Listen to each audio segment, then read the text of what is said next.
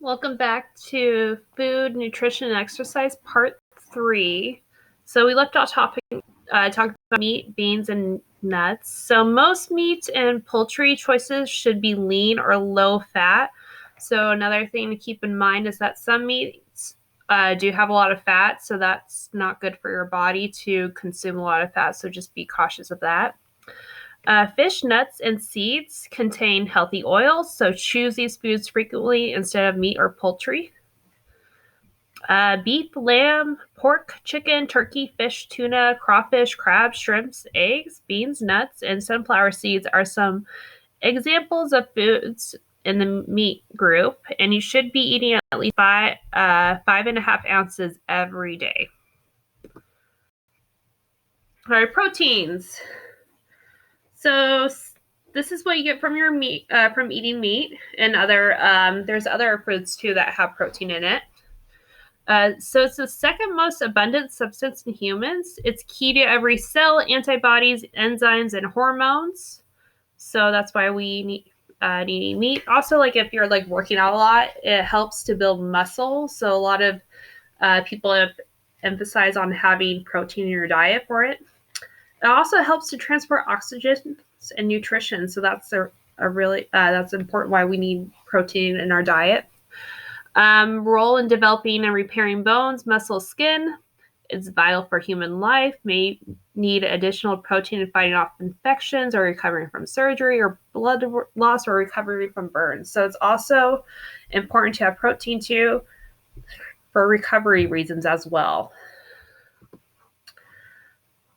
All right, milk, yogurt, and cheese. So this is kind of like in the dairy category. So milk and many foods are made from milk are considered part of this food group. So most milk groups choice should be fat-free or low fat. So again, just watching those calories and just the fat in it. Milk, yogurt, cheese, ice cream, and pudding are some examples of this foods in this milk group. And you need at least 3 cups every day for milk for this category. Grain groups. So any food made from wheat, rice, oats, cornmeal, barley, or in another cereal grain is a grain product. So I know some people are gluten-free. So you still could eat grains even if you're gluten-free. I know like a lot of people like who are gluten-free eat like rice. Bread, pasta. There's also like bread and pasta gluten-free choices too as well.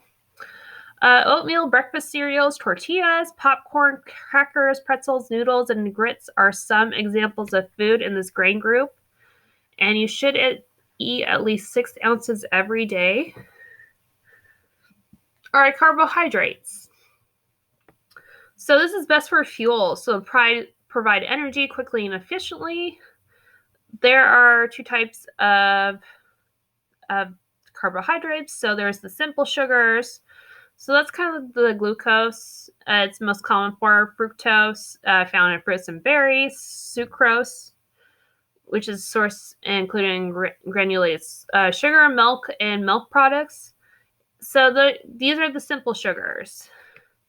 So complex carbohydrates are the starches. So from flour, pasta, potatoes, it's stored in body as a I can't say that word. Like glycogen, sorry. And it also is a good source of fiber too. So you still have to be careful with the simple sugars because that's like where, especially if you have diabetes, I know there's like a lot of like with glucose that you have to monitor. So be careful with simple sugars. The complex carbohydrates are more like what your body needs for if you're trying to get like energy for exercising or anything like that. And we'll stop there for now. I'll talk about fiber in the next section.